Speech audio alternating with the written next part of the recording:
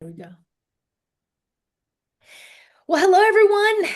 My name is Kris Swiatocho, Kris Swiatocho Ministries and the singlesnetwork.org.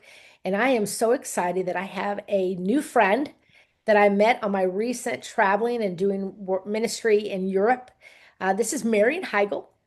And she is in Germany, and I was in Germany, but only flew into Munich and flew out of Munich because Marion came to Salzburg, and we Mhm. had a wonderful singles conference there, and was so blessed at the team. And the night before the conference, we had like a bunch of leaders came together. We had dinner, and iron sharpens iron, and just encouraged each other. And then the next day, we had this.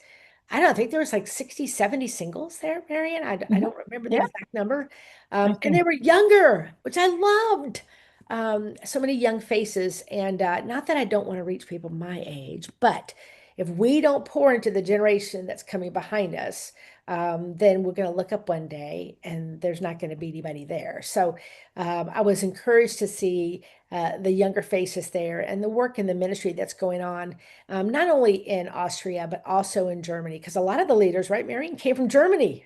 Yes, that's it. Yes. That's So, correct. so first, if you would share a little bit just about yourself personally, and then maybe how you ended up, coming and being a part of the event that was in Austria. Uh-huh. Well, you already said my name. I'm Marion Heigl. I'm 47 years old, so I'm not sure if I'm still younger or in between, maybe. I don't feel that young anymore. But I'm not that old either. Yeah, I'm in No. between. I live in Germany. I'm a German, and for 3 years, I'm running a ministry in Germany that's called wow, what's the English name? Solo&Co, like like being single, Like, but also yeah, being in community. Like we yes. all like our focus is to bring people in community. And well, I think it was the beginning of February that Verena, my friend in Austria, called me and said, "Oh, I talked to this lady from America. She's doing single ministries already for 30 years, and she's coming to Europe. Should we do something? And I would like to do something in Salzburg, but I can't do it alone." And then I said, well, no problem, we help you. And then we just figured out a date. We didn't have that many choices because I think your time frame was Yeah. set. Wow. Um, yeah, so we took a decision and made it happen. And I came with two of my team, people from my team, and we helped her to realize a single day in Salzburg. Oh, and it was so great. It was so great. Everybody did such a great job. It was put on so well, excellence. And of course, Salzburg, beautiful A city. wonderful And city. uh, and so I know not so many Yeah, I people. only came for the city actually, not for the event. No, I'm kidding. Enough of the event. And I know, I tell people that a little bit of this story where, and how this came about, how I even got to be in Austria at all was that it's just the one of the countries that I've always wanted to go to, because I've heard it was beautiful. But I have never had any ministry connections, especially, and I for sure never thought there'd be single ministry connection because I feel like, in the little bit of travels that I do, you'll find, oh yeah, we have three single friends in Greece, I go, okay, well, let me speak to those three singles, or in Albania, oh, we can gather we got some high school, college age singles, we'll gather them. But so I've never really focused so much on singles ministries in other countries. So I never even thought about Austria having enough to have an event this large. And so I'm talking with one of my friends, Andrea Best, who's a leader in England, and we do singles cruises, and I do marriage as well, but we did a singles cruise. And Andrea's there, and the question came up, Kris, what is the one place that you haven't gone to? And I go, oh, I'd love to go to Austria. And uh Mhm. and I said, but I wasn't thinking, I said, but unless there's ministry there, I'm not going. I'm just not going to just take God's money and go to Austria. Like there has to be a reason that I'm there. I said, but I also would love to dance around the fountain for the sound of music in Salzburg. And then so when this then she said, well, I know someone named Valerie. And then Valerie, who was from I think she's from Scotland, but Mhm. she spent a lot of time in America too as well. She knew Verena, and that made the connection. I Okay. get on the phone with Verena and kind of find out, oh my goodness, she's been doing singles ministry for a while. She has a heart and a passion, and she runs like the largest organization, and it's called the Singles Network, which I think is so funny, in Austria. And that from that point on, we just kept chatting. And what really made my heart, I never mentioned the Sound of Music tour, and And then she says, "Oh, and if you want to, we'll do a tour of the Sound of Music." And I was like, and Did you dance around the fountain is the I important did, question I now. did, I did dance around the fountain. And so it was just a great time to be in the country to learn and to see the beauty and Mozart and just the history of the country as well. And of course now, if I come back, I have to come to Germany and I have to, see what's the great places in Germany and as Marion as my host and because I know there's got to be just as many beautiful places there too. Um, so we had the leadership talk, and prior to that, though, you and I stayed at the same host house, and Yep. and I learned some things about you, which I was like, I love, and that's just why I wanted to interview you. I love what you're doing in ministry. I really, really do, and it's just top things that we avoid. We don't want to talk about, Mhm. and I just love that, like a good portion of what you do is focused on this one topic. So, um, before you give that away, rewind a little bit and tell people some of your personal journey, your marriage, kids, a little bit about that. Mhm. Well, before I had any marriage, I was single for a while. I met my first husband when I was actually in ministry in South America. And I got married when I was 30, I think, but our marriage only lasted for 1 year. And then it fell apart, and I was single again. So I was single and divorced. And I was ashamed a lot because this is not how I pictured my life. And obviously, the questions came up, oh, if will I ever get married again? Do I want to get married again? It was very hurtful experience. What about my desire to have children? So all that. And during that time, also my parents both died, and my sister already had died before I got married. So I always called it I was an extreme single because I had no biological family. I had my parents were dead, my sister was dead, my husband was not my husband anymore. And that brought me really to the question, oh, what happens if something happens to me? Who will take care of me? Who will do my funeral? Who will take my stuff? Who knows where my stuff is? And yeah, that was a very interesting and challenging time where I had to find solutions for the case that anything happens to me. And well, then I did find solutions, but my story went on. I did marry a second time. That was 2017. But only 2 years later, my husband, we had two children, and 2 years later, he had a stroke. So we were lucky he didn't die, and he's okay now. But it showed me, oh, I could be single again in a second. We never know. So when people ask me nowadays to say something about me, then I always introduce myself with a story that right now I am not single. Because in Germany, as in many other countries as well, it's always, oh, I'm married, I have this and many children and all that, which is sometimes hurtful for people. And it always sets a standard. This is how it needs to be. You need to be married and have a few children. And it always leaves out the people that do not have that and that might have the desire to have it. So yeah, I changed my wording and I always say right now I am not single because I never know how long my husband and I will stay together. And my experience is that most couples do not die at the same day. Right. I always Yeah. say this. I say, unless you die, I tell pastors, unless you die when your wife dies, you're going to be single. And it takes two singles to make two married people. And just trying to keep that in a framework of and even sometimes the word single, it has like all these negative things. I'll just say, I don't want to describe myself as not married, but if I'm talking to a crowd and I go, how many are single? People who are divorced may not raise their hands. People who are widowed may Mm. not raise their hands. Young people may not raise their hands. So then I have to go, how many of you are not married? And then I get the hands raised, because even if Yeah, they're dating, words are very sensitive. Like you really have to sometimes think, well, what kind of words you use yeah, because people connect different things with they it do. and it might hurt somebody's feelings. I mean, you cannot Don't have a know. clear language and not hurt anybody's feeling ever. But yeah, sometimes it makes sense to think, well, how do I approach a certain topic or how introduce Yeah. myself? Yeah. I had a group in Atlanta, Georgia, called themselves the unmarried class. And I go, oh, yeah. I don't want my description to be marriage, like, as if again that's the greatest goal, but it's very difficult. I would say probably the biggest challenge we have in singles ministry, and for me in the last 30 plus years, is they don't want to be called singles ministry, but they don't know what else to be called because you have to have the word description single somewhere in the description. Otherwise, married people will show up for your event. But it's because it's such a bad word for so many people. It means so many different things. And people, as if like, well, if I'm single, I'm nobody, I'm not valuable, I'm not worthy, and this kind of thing. And so they just don't like being that title. But at the same time, if you don't say it, so I've done ministries where you've had the cute name, your Solo&Co, right? So mine was, I was in a ministry called Solo, singles offering life to others. I've done ministries with called Fusion, SALT. I've all these Mhm. acronyms, and then, but still the description, a community of people who are single, and so it is, there's no solution. I have been doing this for years and there's no one solution.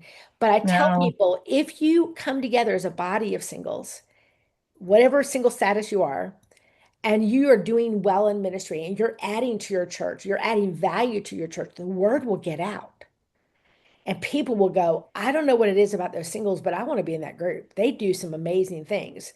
So Well, we it's, have some undercover singles in our network you because do. we're focusing on network. So we're not focusing on only finding the right partner. Yes. That happens too, but it's not our main focus. Our main focus is to live the life to the fullest that Yep. God has given us and that God wants for us.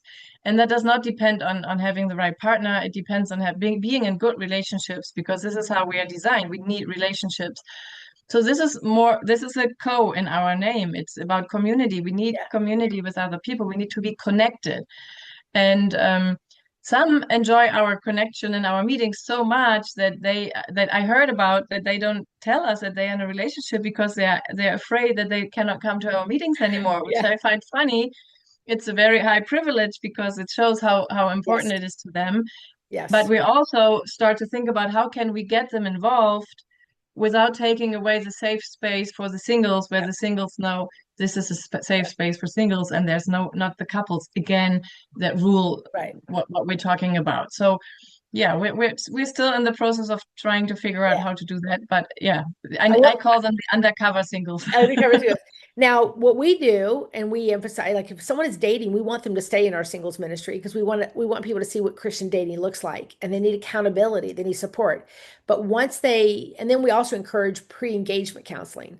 Don't wait till Mhm. you're engaged to get counseling because if you have the dress and the ring, you're just going to find a A different little too pastor. late. So Yeah. it's too late. So we say if you're talking about engagement, you're talking about marriage, go ahead and get in pre-engagement counseling, and then at that point, start looking for other communities for yourself that is going to be more equivalent to where your life stage is.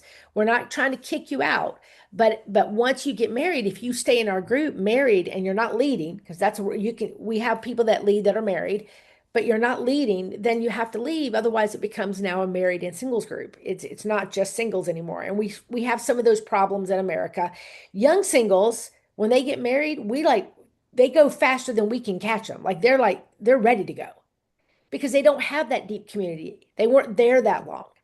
But as you age up and you've been in that group for 5, 10, 15 You get years, very attached. that's your family. And now you're telling me I have to leave my family?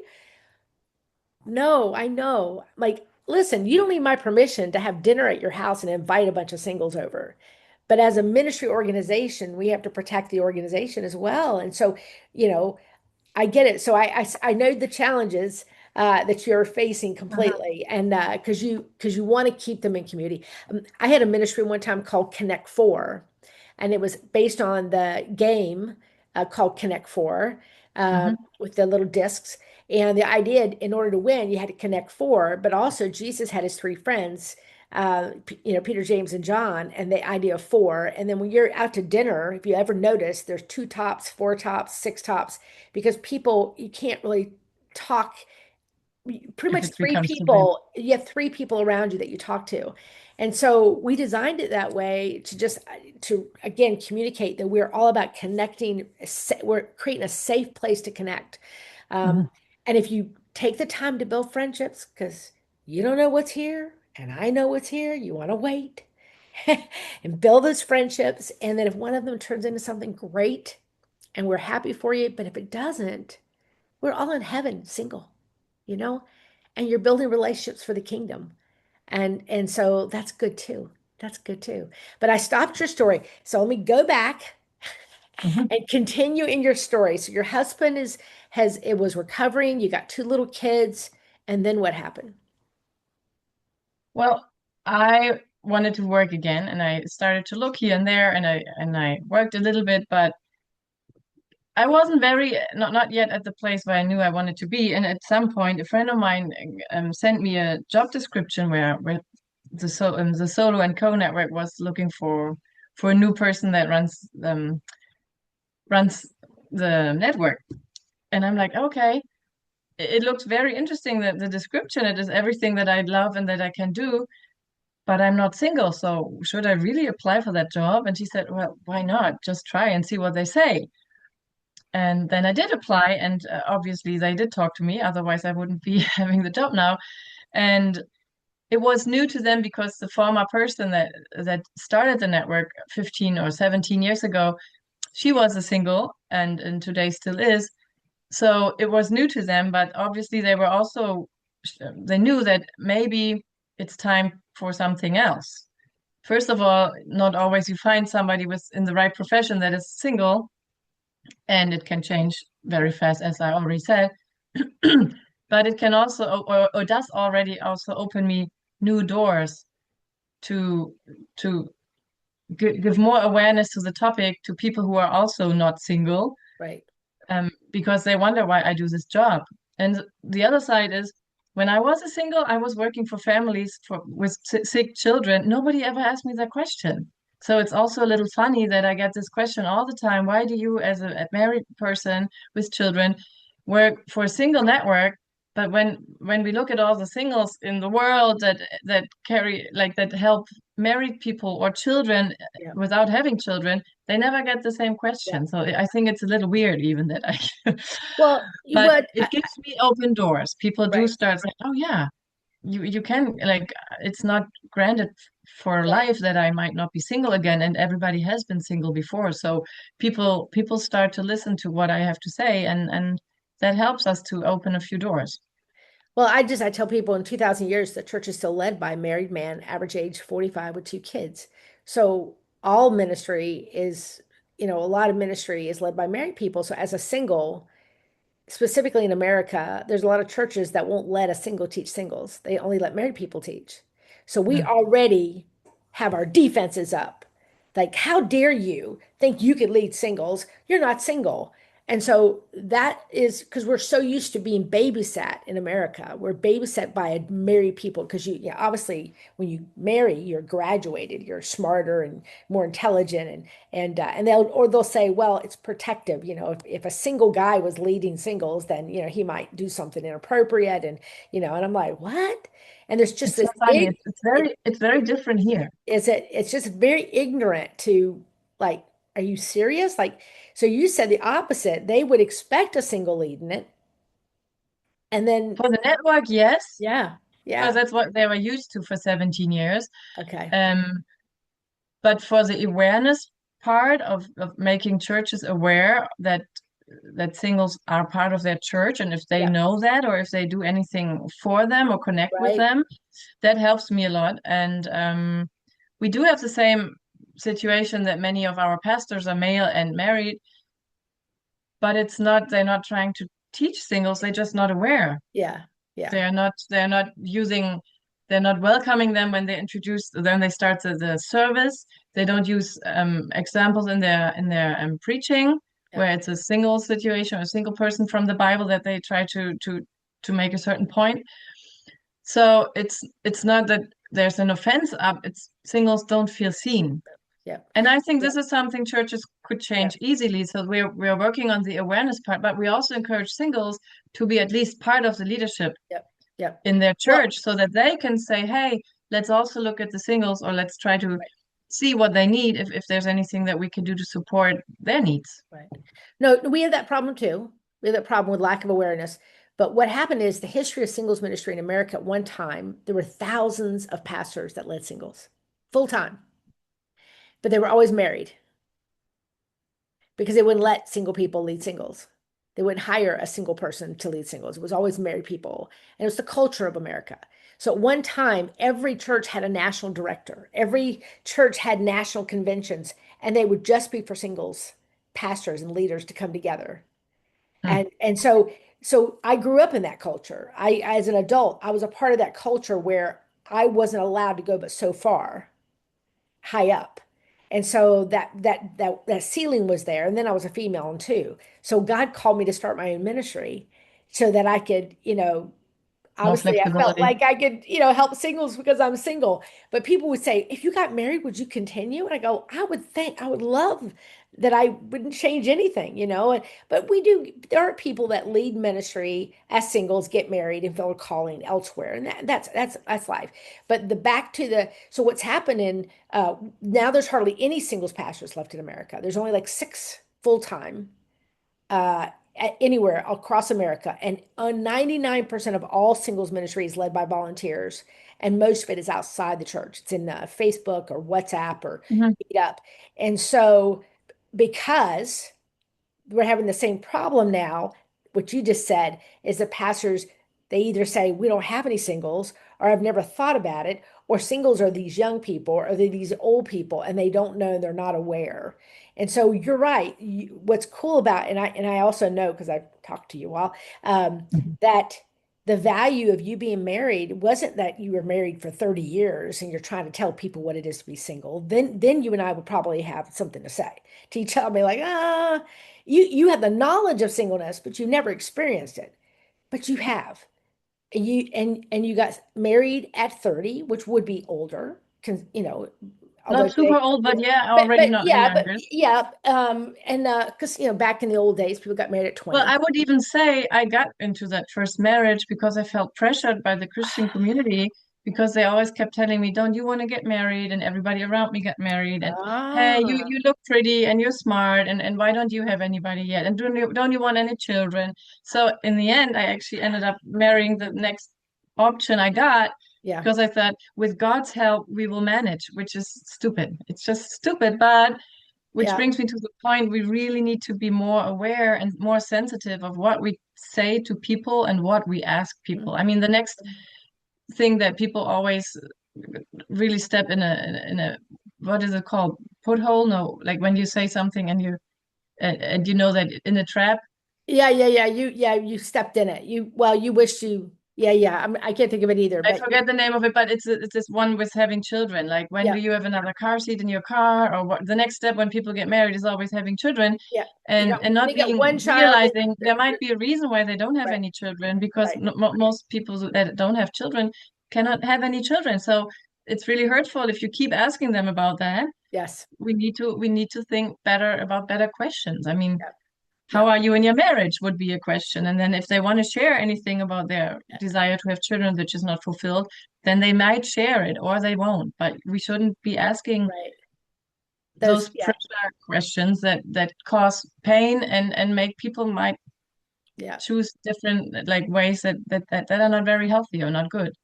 Well, people assume that I've been married. People assume I have children. But when I was a younger single, they always would ask me, "You're not married?" No. Well, have you ever wanted to be married? And then I go, "Well, have you ever wanted to be divorced?" And they go, "Well, maybe you're picky. Maybe you're not going to the right places." And I go, and then I joke and go, "Yeah, I see what you married."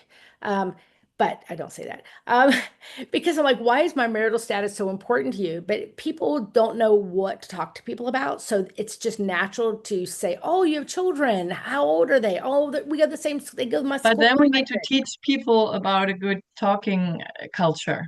Like, Yeah, what are good questions? I mean, the first good question is, how are you today? And not, I'm not talking about the how are you thing that's very common in America. Like an honest, how are you yeah, today? I mean, like, yeah, not this all average, how are you, but how do yeah, you feel yeah, today? What's yeah. what's going on in your life? Or how I can I mean, pray for? this opens a conversation that can go in so many directions. Yeah. Oh, yeah. And I always teach questions like, yeah, I always say, good icebreaker questions is what brought you here, or where did you grow up, or just something you play. Would you like to vacation, or what do you have plans for the summer? Just anything that can start there. Because if people want to talk about their marital status, they'll tell you. If they want to talk about their job, they'll tell you. But we want to put people in a box so then we feel safe.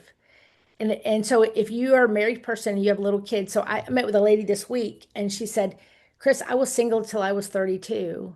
I never thought I was going to get married. The pressure was so unbelievable. And she just said, I just finally said, and I wanted to laugh. I'm going, poor little thing.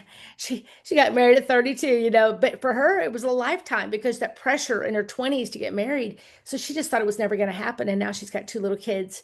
And she says, I just want to help others to know, to not feel that pressure, to not feel pushed. She goes, I got a great guy and my marriage is great. It's wonderful. She goes, but I remember those feelings and how hard it was. And so part of what you guys are doing is you wanting to change the culture. You wanted to educate pastors and be more single friendly, which we've talked about that extensively, and I want to do the same. Whether it's we are talking of the Bible, you're preaching on Mary and Martha, they're single, preaching on Lazarus, preaching on Jesus, Paul. You don't have to do a sermon on singleness, but just mention that they're single because there was a value to their singleness and the Right. things We that have they can always do. disadvantages and Right. advantages at every life stage that we are in. Yes. In the Or same way, maybe disability doesn't affect you, Pastor, but there are a lot of disabled people in our churches, and we need to be mindful of some of those, or people that have adopted kids or foster mothers, or we just had Mother's Day, where, not everybody is a biological mother. So being aware of our language to not, I know you can't include everything, but if over half of our America's over half, and it's getting probably close to 50% in Germany as well, is not married. right. That's a Or lot of divorced again. I people. mean, there's Yeah. different reasons. Yeah. Yeah, that's a lot of people that we're either not reaching or are in our congregation and we just don't think they're there. So definitely we have work to do in that regard. So you get hired, but a part of your job besides that was this other, share some of the compartments of your ministry that you do that is different than anybody that I know in America. So, All right. Well, we have one area that is just starting regional groups so that single groups form themselves and we help them, we encourage them, we visit them so that they can just get connected and do stuff together. We also do events all over Germany. We have a festival or we do stuff during holidays like the New Year's or Easter. Um, we also do cooperations for vacationing, like all those questions where as a single you sometimes wonder, what do I do for vacation and where do I celebrate certain holidays? So we try to give them ideas and offer something concerning that.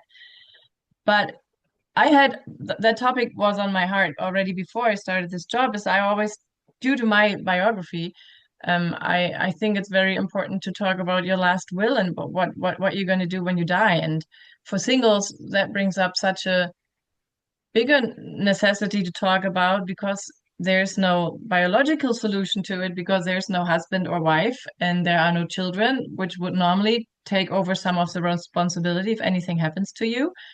So yeah, I started workshops and seminaries concerning that topic because there was just a big need. yeah, Because singles, first of all, it used to be a topic that people didn't talk about. That right. is changing because everybody knows I will die one day. That's obvious. And in Germany, at least, it is if you don't have a last will, if you don't decide what happens with your stuff when you die, it goes to the state. It goes to Germany and in a big black hole. You cannot even say it should go into education or into climate or Right, animal care or right, whatever is important to you. It just goes to the right, state budget.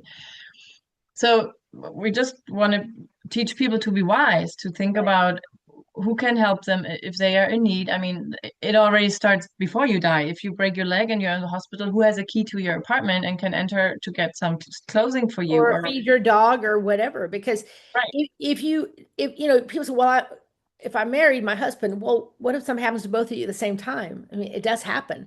So you have to have a second, a third, a fourth, again, does someone have access to, if you have a business or website, if you have, if you want certain things to go to certain people, and what are your wishes? And so to put that all on one person or a friend, and you haven't even had a conversation with that friend maybe, and that's just crazy that you would, or put it on, in my case, My mother is the first one on my, I do have a will, I do have a power of attorney, and she's the first one, but she's 83 years old. I can't imagine my mom having to make some of these decisions. And so when I heard you talk about this, I was like, I've got to make some changes when I get home. I got to make some changes and do some things differently because I really do not want my mom to be burdened with things, but I also want to make sure the biggest thing. Now, I have a nonprofit and then I have a for-profit. So the nonprofit in America has to be, the money has to be, it's already in my bylaws, that the money has to be dispersed to other nonprofits. Mhm. And I've already set that up and my board knows about it. And but what I don't think they know, I don't think they have access to my checking account. And I probably need to make sure they have access to it. And so that is Two good. people at least.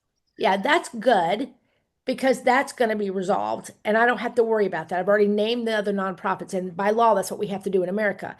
But and of course, I don't know if they could take it over. Maybe they can take it over and continue, whatever. But my for-profit business, which some people have businesses out of their home, they have a job or whatever, and there's money in that checking account. So what happens to that money? Obviously, it can go to the person doing your will. I mean, the person who's you've designated in your will. But if and some people say, well, I'm giving it to my kids or I'm giving it to my grandchildren, whatever. And of course, if you don't have a will, how they're going to know? If. Right. But I also love how you said, but what if you don't have any kids? Or maybe your kids aren't worth to get it. Anyway, you don't have any kids or grandkids, or you don't have a lot of close family. What's going to happen to your assets? Right. And that's, yeah, that's what we talk about. I mean, we don't even start with the assets. We talk, start about something happens to you, you're in the hospital and all that. First of all, you do not have to have just one person because you can separate the areas. It could be the medical field, it could be the financial field, it could be the what is it called? Like the to sign papers, the Okay. Yep. legal field. Yep. Uh-huh. Yep. If you have to sign a contract or do something for somebody like that, you have that you can represent that Yeah. person. Advocate, It can maybe be advocate. And I don't know the word. advocate, yeah, maybe. Yeah. You can have one person who does it all, but you can also split it up. So what some of our singles say, like, oh, I don't want to be a burden to my friend, and my friend is the same age. So my question is first, what kind of friendship do you have if you cannot talk about those topics?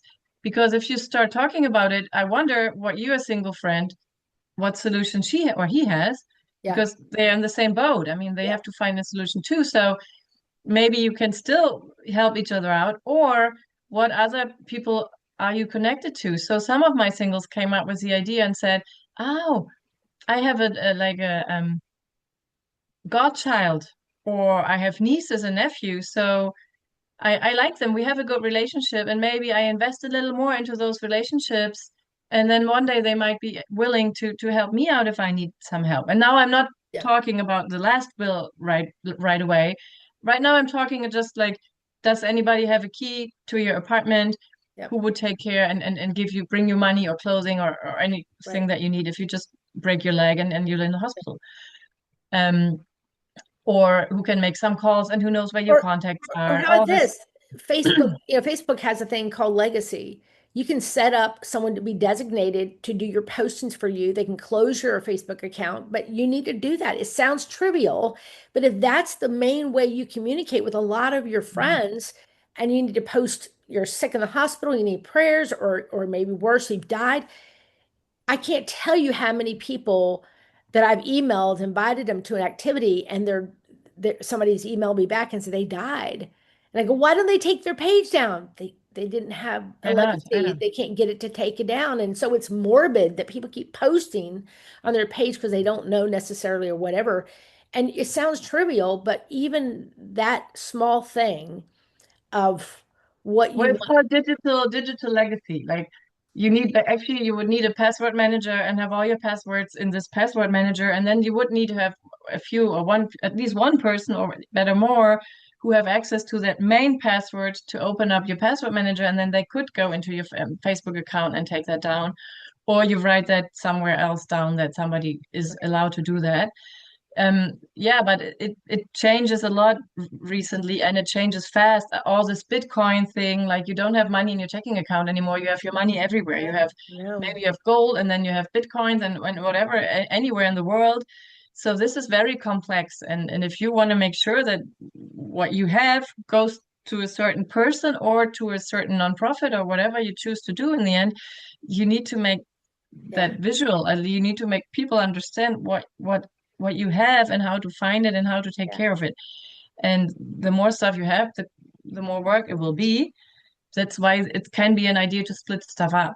yeah. Or you find a person who should do that for you once you die, and those person just it's their job to do that.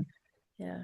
Everything from, what you want your funeral to look like and be, and how you want to be buried or cremated, and some of those wishes, and prepaying some things if you can, or unless you have life insurance. But even if you have life insurance, who's in charge of getting your burial? Like, so Well, and what does they pay you the money as fast so that you can pay right. for the funeral? This you don't know. Yeah. You need to know where the life insurance is. You need to like be fast. It can be tricky.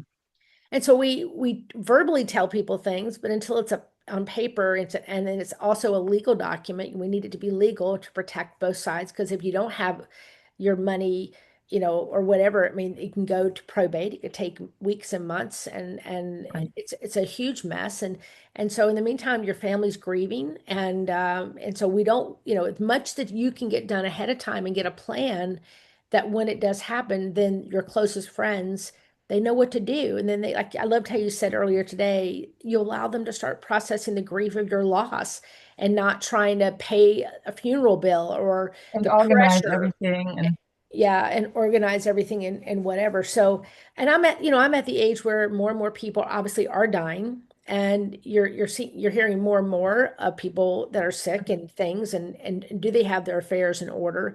And I've asked some of my friends, who do you have? And they're like, well, it's going to be this person or that person. And I go, I just think we need to talk about it. We need to, like, I said, so I have this big retreat that I do over Labor Day weekend, Labor Day singles org. And we do these things called breakfast, lunch, and learns. And they're just a little seminar while you're eating. We didn't want to do breakout sessions because we want people to have fun. And so we chose not to tie people up in the afternoons with sessions to do excursions. So while you're eating, you might as well talk about something.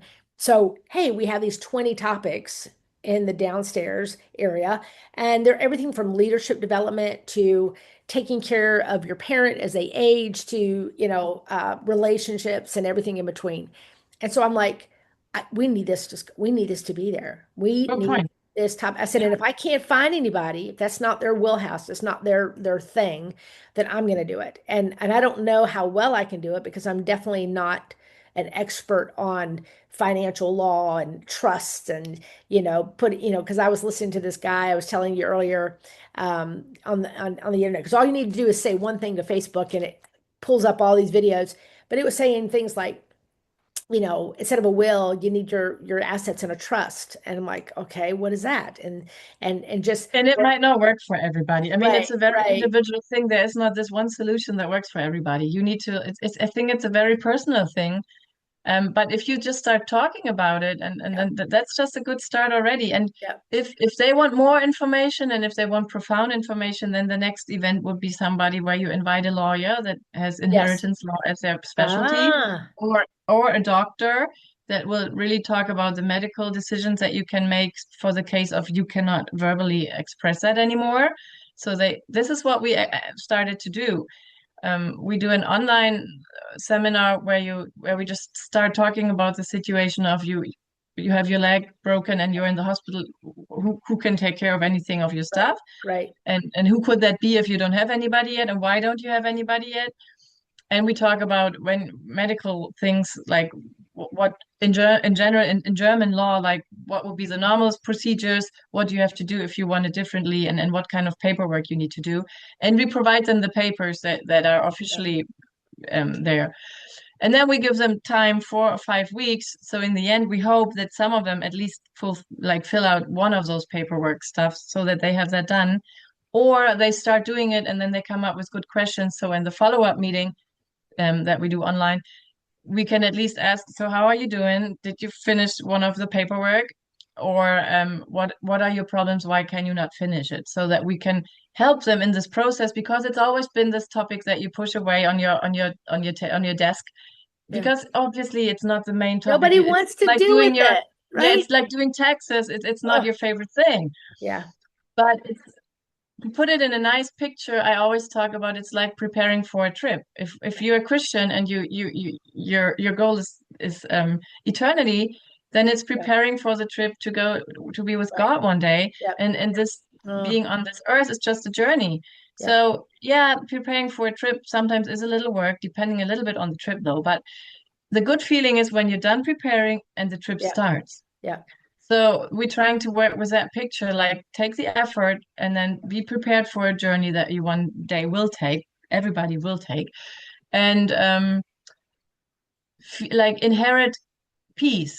This Yeah. is also because Yeah. this whole stuff with money and all your life Yeah. stuff and biography and family issues, there might be connections Yep. that are not good, or friendships or relationships that are Yep. tense, but you can only influence those relationships when you're still alive and sane. Yep. So we try to also Right. start like to make them feel and think about that. Hey, if you die today, Right. what do you Right. leave behind? Also, broken Right. relationships. Well, yeah, and all that's good too. Definitely, we don't want to have regrets, and we also don't want to, my one of my motivational things behind, besides what you're talking about, and just we as Christians, we should be doing this. As people, we should be doing this. Not just Christians, but everyone needs to be taking care of the end of the year and end of life things, because you don't want to be a burden. So Right. maybe you don't care, you don't own anything, you don't care. Your attitude is, well, they can just throw it all in the trash can. I don't care. But somebody's got to throw it in the trash can. So to me, as a Christian and responsibility, what I don't want to put unnecessary burden on the people that I love and that care about me. And I don't want to add more stress to go, gosh, I don't know what Kris wanted me to do with all of her clothes. I don't know what she would want all of her jewelry. Well, I think I know what she'd want with her artwork. But you know what? I don't really know where she would want some of her funds to go. I know she really loved this ministry, but she didn't ever state it. Well, what do you think? Oh, I don't know. What do you think? Yeah, I and don't, that's stress. And it would be so nice to just yeah, fulfill your will and do yeah, something that you had wished for. That's just a privilege to fulfill it. My lawyer that I used to work with for the seminars that we do, or for the workshops that we do in presence for a long weekend, he always starts with Psalm 90:12, and it says, "Teach us to number out our days, that we may mm, gain a heart of wisdom." And then he actually puts the number of days that he might have left, because if you have the average life depend right, like your age that you're, what right. is it called? Um Lifespan or no, yeah, there's a number like how long yeah, you will live in every country. They have a number. Women get that right, old, men get this old, and then you can do your math. I mean, you can right. count out the days that you might have in average. And so he does that, and then ask God to give us wisdom to use this time well and be prepared. Yeah. So I had shared with you that I had had some experiences this past week that I felt were not very fruitful. And I go, you know what? I'm in the last, quarter part of my life, and I don't want to waste any time. Hmm. Now, I don't mind wasting time resting. I don't mind wasting time sitting and having a great cup of coffee and just chilling. I don't mind wasting. I like to go to thrift stores, charity shop. I don't mind wasting. That to me is not wasting because I enjoy it. But to speak somewhere or to spend time with someone that I feel was fruitless, I don't have that time to waste anymore. I want every hour of my life to have a value and to fulfill the purpose that God is wanting me to do. And we want to finish well. So when the word talks about, Lord, I've done what you've asked me to do and be a good and faithful servant, a part of that is also ending well for those that you Right. love. And so Finish the race well. what best is to have all of your things to have a place for them to go and to where they would benefit the kingdom and add value to the kingdom. With my stuff, I think people would want to have a really good yard sale. And because I have lots of artwork and beautiful things that people have made for me. And of course, it can go back to the people who made it if they're still living. But, I, I don't have any emotional connection. I mean, I'm emotionally connected. I mean, it's stuff that people have given me, but I'm saying it's like, it wouldn't bother me if it ended up in a donated somewhere. It wouldn't bother me, but have a cell and make money for ministry, and And have somebody enjoy something again. I enjoy mean, it something. doesn't shouldn't. Yeah. Yeah. So I'm a there's a new YouTube channel that has come up popping up in my thread or whatever, and it's growing really, really fast. I don't know the name of it, and even if I did, I wouldn't say it because I definitely don't know if they love the Lord or not. But it's the generation today that are inheriting their parents' collections. So their parent, maybe their mother collected Beanie Babies or little kitty cat figurines or, and the crazy, I mean, thousands of things, like thousands of spoons and thousands of mugs. And I'm going, Lord, probably my siblings would say, Kris, you have a lot of stuff. But I don't have like the same thing, thousands of this. And what's happened is this next generation, their parents are dying and they are being put in a facility and they have to get rid of all this stuff. Now, obviously, if it's your stuff and you love your stuff, you're not going to get rid of your stuff. You love it. But if you are at the end of your life, you're in your 70s, 80s, 90s, however old you are, and your health isn't good, and you have 5,000 stuffed kitty cats, get rid of them now. Get rid Well, of I them mean, the now. question is always if anybody has to go into your apartment or your house today, will you be comfortable if that happens today? Like, how does your house look today? And I mean, we can ask that every year again. I mean, I use always the time of feast before Easter to like go through a few of my um, rooms and clean them out and get rid of a few things and just try to keep it at least a little bit in order because I do not want to have a burden for my children or for anybody who has to take care of my stuff one day that it's just so much trash. I mean, one of the biggest growing industrial areas in America and in Germany as well is space where you can store stuff, Yes. because you buy and you have so much stuff that it doesn't fit in your Yep. apartment or Yep. your house Yep. anymore. All the stuff that you Yep. don't need. And then I used to work in for World Vision and then we have children or families starving in other countries because and we keep buying stuff that we don't need. Yep. It's just for me it's not logic. And I'm not perfect. Obviously, I sometimes buy stuff that is not very necessary, but bringing it back, like cleaning Yeah. it out regularly, Yeah. giving it to somebody who might have use of it, or selling it and make something good with the money. It's just being wise. I mean, this is that we may gain a heart of wisdom, and we're still Yeah. learning. We should be Yeah. learning all our life until we die. And Yes. so every year we can have a process of like rethinking and reading what we've decided today. I mean, if you write your last will today, you can change it any day. Yeah. It doesn't have to stay that way. And I encourage people like you have to do your taxes every year, so you can just read what you wrote in your last will every year and see if that's still working for you Yeah. this way, or if you need to adjust it here Yeah. or there. And the more we learn also by bringing it around other people that are going through it, talk to your friends that have taken care of their mother's estate or their father's estate and what do they wish their parent had done. And then that's what you need to do.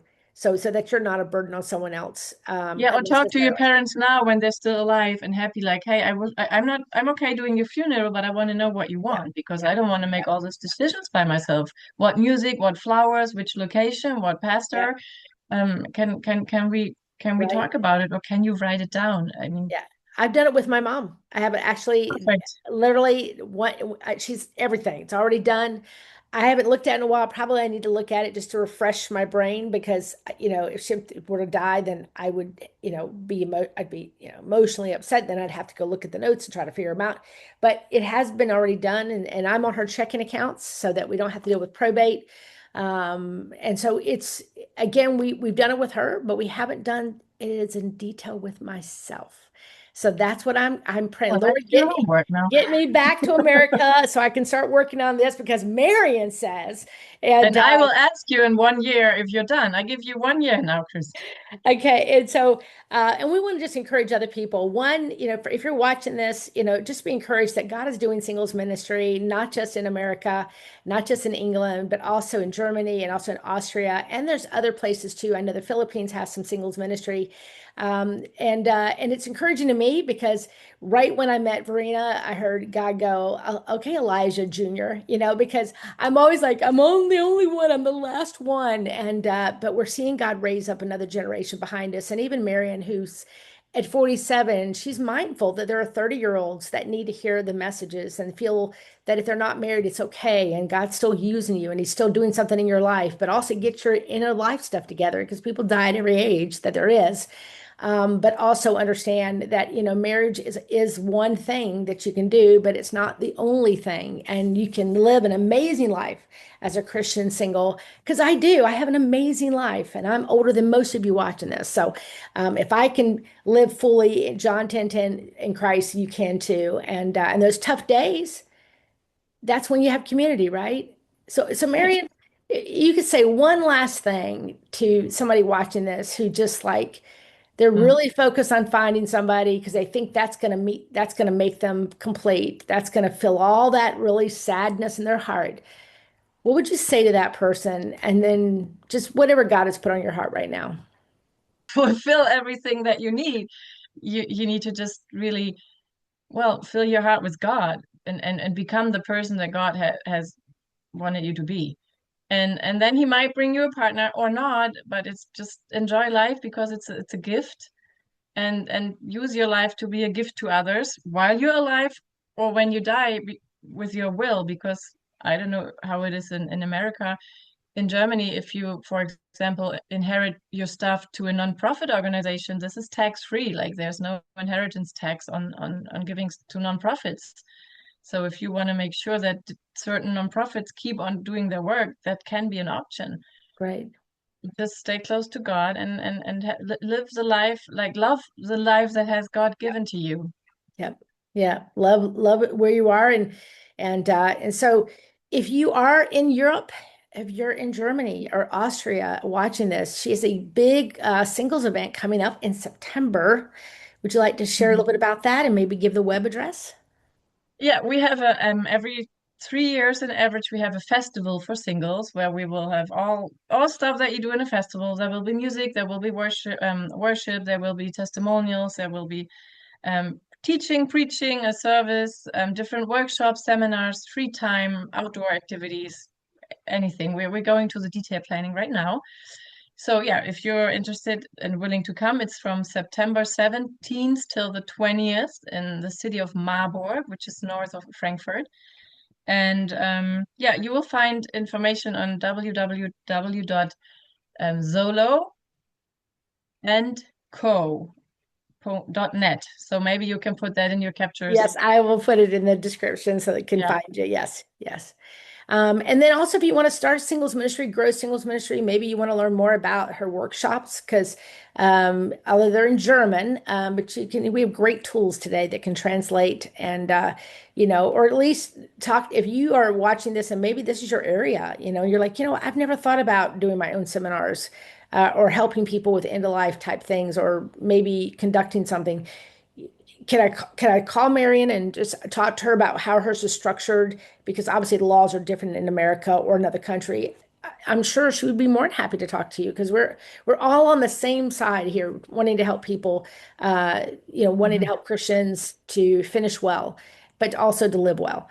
And in the same way, this festival, I know it's going to be all in German, but again, there's, I carry my Google Translator everywhere I go, and in God, it's amazing, and they can always find a good uh, German friend that or will sit beside you and help translate some of the messages. But I wish I could be there. I already have a conference that weekend, and I'm like, oh my goodness, I would love to be there. It's just going to be fantastic. But as ministry grows, they will continue to do more things. And I know Verena and I are already talking about doing something else again in Austria as well. So. But if Mhm. you're watching this and you're from England or another country in Europe and you're just wanting to start singles ministry, we both would love to talk with you. And so, if, as long as you can speak English, you're good. I think that's probably the key. But Marion speaks incredible English, so does Verena, and be more than happy to help you get something started and grow because we just want. That's just our heart. We want to help people start singles ministry and also help churches to change some of their language to be more inclusive to those that are not married. Amen. Amen. Amen. So, with that, we're going to say goodbye, everyone. Let me just do a quick word of prayer over this of what God's doing. So, dear Heavenly Father, thank you again for Marion and her time. Thank you, God, that you've gone before us and that you love us and that you yourself are single. You understand the challenges that are there. And but I know, Lord, you created marriage and it's a beautiful thing. So, Lord, may we always be mindful that we need to support each other no matter where our marital status is, but know that ultimately we come before you at the end of our life. We come before you as a single. So, Lord, I pray we live this life well, no matter which direction that we are living in. I thank you for Mary and her ministry. I thank you for her organization. I thank you for those that hired her and believed in her. And she has used all of her past, all of her hurts and pains and joys and everything. She's had a taste of a very broad background that's going to help the ministry even better. I pray you grow the ministry. I pray you expand it. I pray more divisions or more locations start, and that we'll reach all of Germany for you, Lord. And the same thing with Austria, with Verena, and other countries. So, Lord, just use us. We pray that we would be have discernment and wisdom on the steps that you want us to live our life. And always, Lord, I pray for Marion and her marriage. I continue to pray for the health of her husband, her children, and you would just grow her marriage and strengthen them as they lean on you. We ask and pray this in Jesus' name. Amen. Amen. All right, Chicky. Well, it is great to see you again. Thank you for doing this. I appreciate it. I know it's a long interview, but I believe people will watch the whole interview. So I'm gonna push Hopefully. push stop recording right now.